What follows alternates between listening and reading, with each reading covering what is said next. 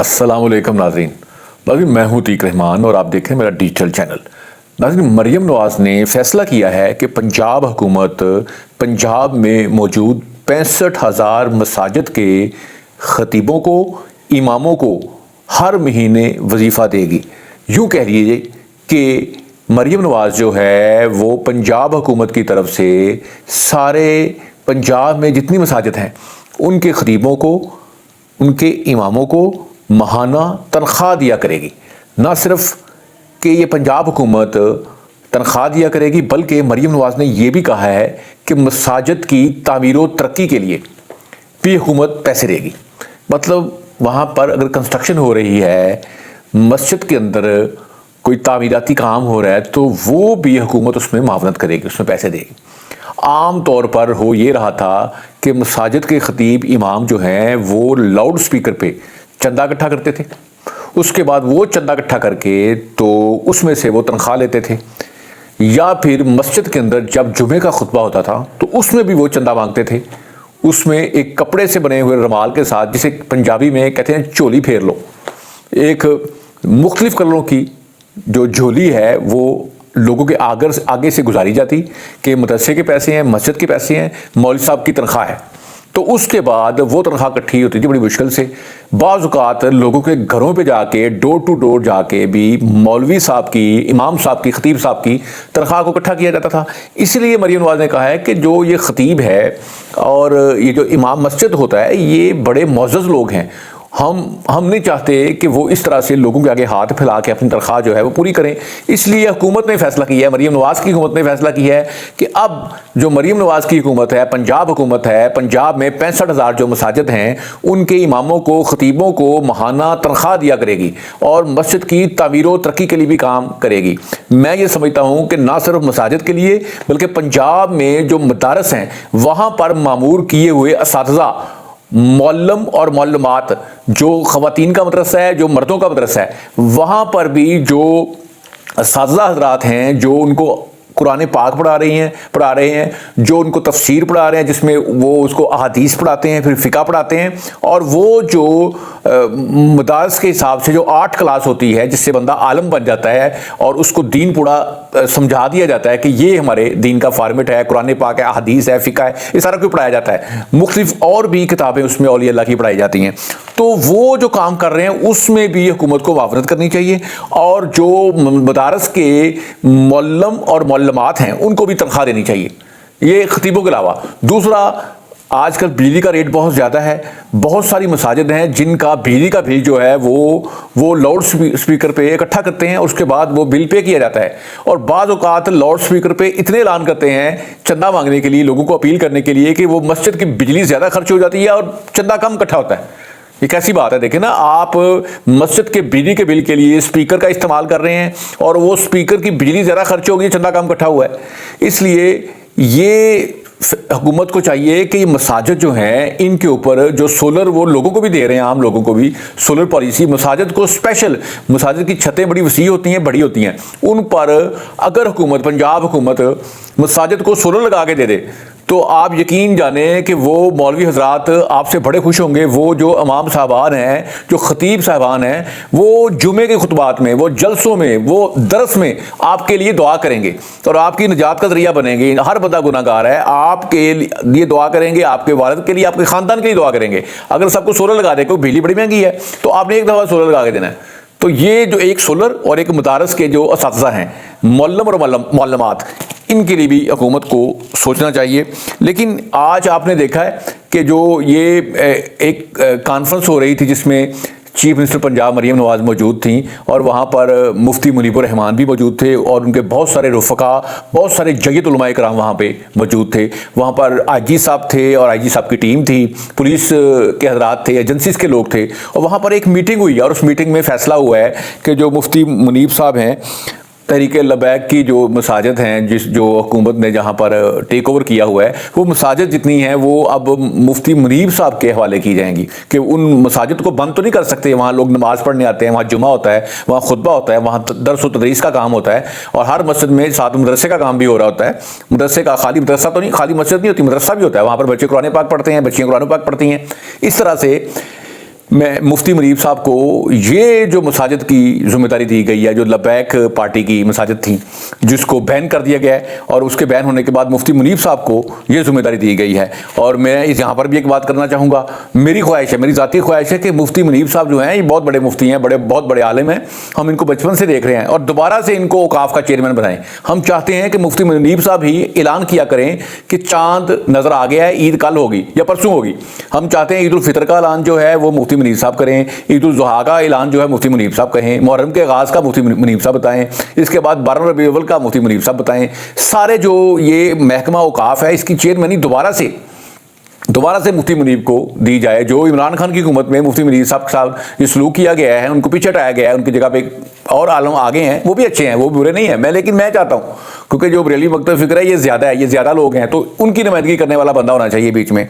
تو جو پہلے ہم آج کل ہمارے ہیں جناب عبدالخبیر صاحب ہیں، شاید عبدالخبیر صاحب ہیں، وہ دیوبندی مکتب فکر سے ہیں، لیکن جو یہ ہیں ہمارے مفتی منیب صاحب، یہ سور بڑا کرتے تھے، ججتے بہت تھے، اور یہ اناؤنسمنٹ بڑی اچھی کرتے تھے. دوبارہ مفتی منیب صاحب کو یہ اوقاف کا چیئرمین بنایا جائے تاکہ چاند کا اعلان یہ کیا کریں، ہمیں اچھا لگتا ہے. ایک بات مجھے بڑی اچھی لگی ہے، مریم نواز جو ہے وہ چاہے علماء کرام ہوں، چاہے اسکولوں کے بچے ہوں، چاہے ٹیچر ہوں، چاہے پولیس کے لوگ ہوں، اور چاہے وہ کسی محکمے کے کسی اجلاس میں گئی ہوں یا کسی جلسے میں، کسی میٹنگ میں گئی ہوں، کسی کانفرنس میں گئی ہوں، وہ انہوں نے اپنا گیٹ اپ وہی رکھا ہوا ہے. سیلاب کی تباہ کاریوں میں گئی ہیں لوگوں کے درمیان، انہوں نے اپنا گیٹ اپ وہی رکھا ہوا ہے، ان میں منافقت نہیں ہے. آج علماء کرام بیٹھے ہوئے تھے تو ہو سکتا تھا وہ نقاب کر کے آ جاتی ہوں، ایسے کر کے کپڑا لپیٹ کے آ جاتی، پورا ایسے کر کے تھوڑا سا چہرہ نظر آ رہا ہوتا یا آنکھیں نظر آ رہی ہوتی، لیکن وہ نہیں، انہوں نے بالکل یہ منافقت نہیں کی. مطلب جس طرح سے وہ گھر سے آئی ہیں وہ اجلاس میں اسی طرح سے لوگوں کے سامنے ہیں، اور انہوں نے اس میں بتایا کہ ہمارا گھر بھی مذہبی گھرانہ ہے. ہم لوگ بھی مطلب شروع سے میں نے تفسیر پڑھی ہوئی ہے خود سے، میرے بھائیوں نے حفظ کیا ہوا ہے، تو ہمارے جو دادا جان تھے انہوں نے ہمیں بچپن سے، میرے پاپا کو اور میرے جو چچا صاحبان ہیں ان کو، وہ بچپن سے مسجد میں باجماعت نماز کے لیے لے کے جایا کرتے تھے، اور ہم لوگ جو تو خود وہ ہر تہوار کو، اسلامی تہوار کو بڑا اچھا مناتے تھے. تو وہ بتا رہی تھی سارا کچھ اپنے خاندان کے بارے میں کہ وہ بھی مطلب آپ ہی کے مسلک کے ہیں. مفتی منیب صاحب کو انہوں نے باور کرایا ہے کہ وہ آپ ہی کے مسلک کے ہیں. تو مفتی منیب صاحب جو ہیں یہ اب لبیک کی ساری مسجدوں کے انچارج ہوں گے، اور انہیں روایت الحال کمیٹی کا بھی مجھے لگ رہا ہے کہ ان کو بنا دیں گے. میں یہ جو کہہ رہا ہوں نا، میری بات سچی ثابت ہو جائے گی، ان کو روایت الحال کمیٹی کا بھی چیئرمین دوبارہ سے بنایا جائے گا. چاند کا اعلان یہ کیا کریں گے. اور دوسرا مریم نواز جو ہے یہ منافقت نہیں کرتی، یہ بڑی اچھی بات ہے. ہر بندہ نا تھوڑا مطلب ہوتا ہے منافق، کہ وہ کہیں پہ اور فیس ہوتا ہے، کہیں پہ اور فیس ہوتا ہے، ادھر یہ کر لو ادھر وہ کر لو. جس طرح عمران خان جب پنجاب میں جلسے کرتا تھا تو وہ پارٹی کی لڑکیوں کو نچواتا تھا، جب جا کے کے پی میں کرتا تھا تو وہاں کہتا تھا یہاں لوگ پردہ کرتے ہیں، یہاں تو نہیں، میں نے لڑکی ناچنے دینی، کوئی بلوچستان میں نہیں ناچنے دیتا تھا. کراچی میں اور پنجاب میں، لاہور میں اسپیشلی، لاہور میں اور کراچی میں لڑکیوں کو نچواتا تھا عمران خان اپنے جلسوں کے اندر، لیکن پشاور میں نہیں نچواتا تھا. نہ پشاور میں، نہ کوئٹہ میں، نہ پورے کے پی کے میں، نہ لوئر دیر میں، نہ کہیں یہ فاٹا کے کسی علاقے میں. وہاں تو یہ مذہب کا نام استعمال کرتا تھا. اسے کہتے ہیں منافقت. تو یہ مریم نواز کا مطلب منافقت نہیں کر رہی، تو یہ بڑی اچھی بات ہے. تو جناب اس وقت آپ کو پتہ ہے کہ جو یہ تحریک لبیک نے ایک اپنے آپ کو ایک مسلح گروپ ثابت کیا تھا، اور اس کے خلاف آپریشن ہوا ہے مریدکے میں. اس کے بعد جناب اس پہ پابندی لگ گئی ہے. اور یہ جو جماعت اہل سنت ہے، یہ جو سنی بریلوی لوگ ہوتے ہیں، یہ شروع سے بڑے پرامن لوگ تھے. مجھے یاد پڑتا ہے جب جمعیت علماء پاکستان تھی، اس کے بعد اس میں مولانا شاہ احمد نورانی تھے، اس کے بعد عبدالستار خان نیازی تھے، دونوں نے اپنی جماعت علیحدہ بھی کاری، لیکن وہ پرامن رہے. اور مولانا عبدالستار نیازی جو تھے وہ مسلم لیگ کے ٹکٹ سے جیتا کرتے تھے، میاں والی سے ہمیشہ سے. اور اس کے بعد جماعت اہل سنت کے امیر ابو داؤد صادق صاحب تھے. یہ سارے پرامن لوگ تھے. لیکن یہ جو بریلوی مکتب فکر ہے، جو سنی بریلوی لوگ ہیں، ان میں دہشت جو آئی تھی، یہ پہلی دفعہ پیڈ پاکستان تحریک، جو پاکستان عوامی تحریک جو مولانا طاہر القادری تھے، انہوں نے کچھ قبضے کیے تھے، جا کے پارلیمنٹ ہاؤس کے گیٹ توڑے تھے، پی ٹی وی پہ قبضہ کیا تھا، اور انہوں نے قبریں کھودی تھی. اس کے بعد یہ ٹی ایل پی والے، وہی مطلب جو جتنے لوگ ان کے ساتھ تھے، ان کو وہ بالکل کمزور ہو گئے، وہ سارے ان کے ساتھ آ گئے. تو یہ ٹھیک ہے جناب. اس کے بعد آپ کو پتہ ہے افغانستان کے ساتھ جو جنگ بندی تھی وہ اب ختم ہو گئی ہے. اور جو پی ٹی آئی ہے، پی ٹی آئی کا سی ایم جو سہیل آفریدی ہے، وہ افغانستان کو سپورٹ کر رہے ہیں، وہ طالبان کو سپورٹ کر رہے ہیں، ہماری فوج کی مخالفت کر رہے ہیں، حکومت کی مخالفت کر رہے ہیں، ہماری خارجہ پالیسی کی مخالفت کر رہے ہیں، ہمارے وزیر داخلہ کی مخالفت کر رہے ہیں، کیونکہ یہ غداری کر رہے ہیں.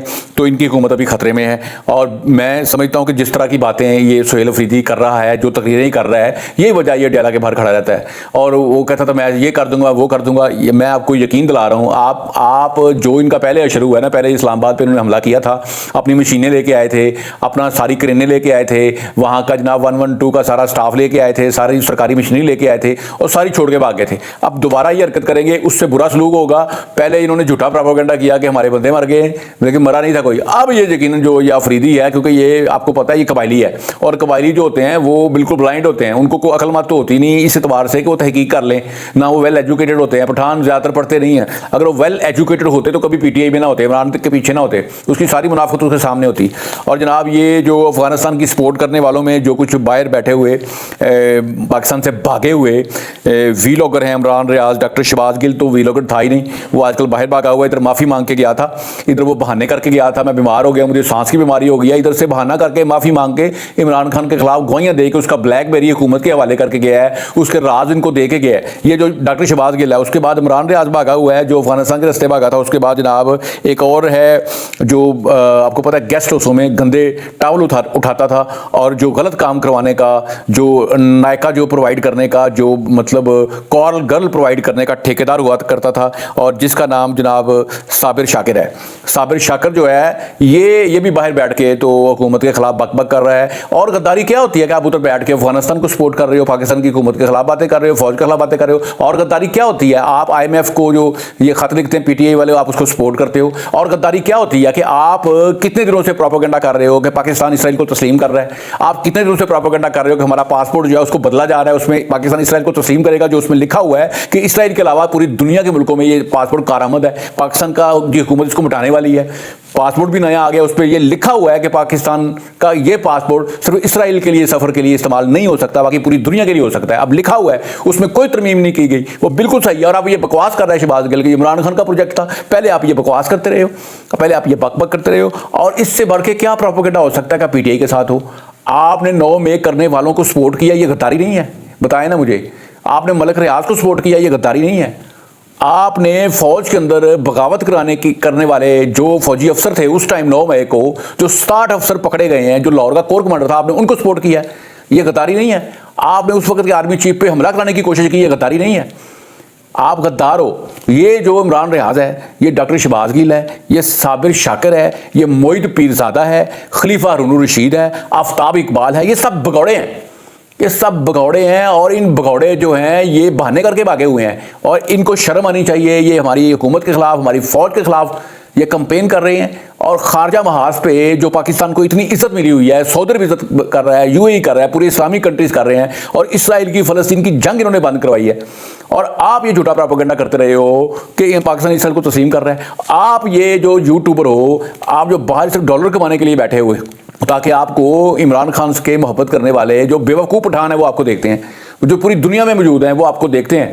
وہ جو پٹھان آپ کو دیکھتے ہیں جس سے جو اپنے جعلی اکاؤنٹ بنائے ہوئے ہیں, بہت سارے فیک اکاؤنٹ بنائے ہوئے ہیں. ڈاکٹر شہباز گل جو ہے وہ جعلی اکاؤنٹوں کا سرگنا ہے, اس کے اندر ہزاروں لاکھوں جعلی اور فیک اکاؤنٹ ہیں, جو لوگوں کو سبسکرائب کرواتا ہے, ان کو فالو کرواتا ہے, اس پہ کمنٹس کرواتا ہے, اور لوگوں کو یہ سسٹمیٹک گالیاں بھی دلواتا ہے.